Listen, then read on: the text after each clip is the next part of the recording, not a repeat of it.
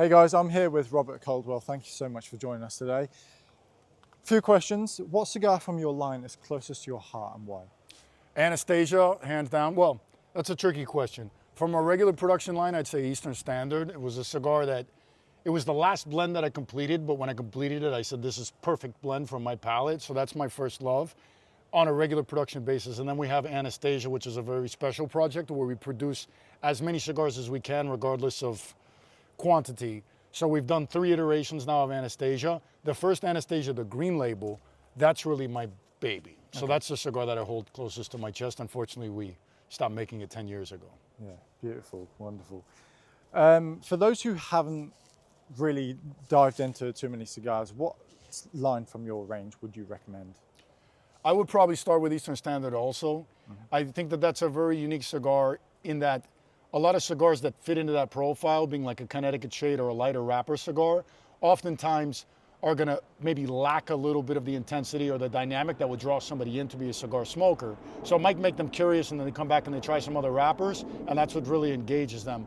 But Eastern Standard's unique because it's a Connecticut shade hybridized with a leaf called Arapiraca, which is a Brazilian leaf grown in Ecuador.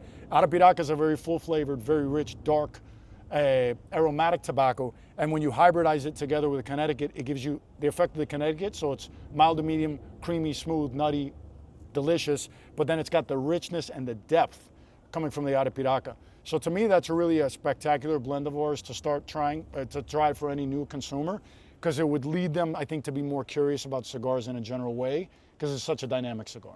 Lovely, thank you. And do you see any sort of recent trends that are happening that we're going to see more of in the future? Oh, that's a good question. To tell you the truth, I haven't really seen any trends recently.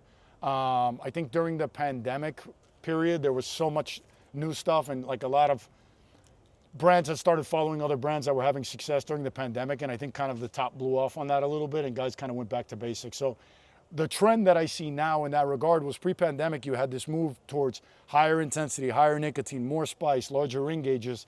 And I feel like that top probably blew off during the pandemic. And now we're having a lot of consumers, at least in the US market, that are now coming back to more traditional sizes, as well as lighter cigars. And I'm not sure exactly what caused that, but now I'm having more guys say like, hey, I've never tried Eastern Standard in the Corona size. I always smoke a Toro. Corona's fantastic. So I think a trend that might be changing right now is ring gauge and strength. That's fantastic. Thanks so much, Robert. My pleasure. Thank you. Lovely. Thank you.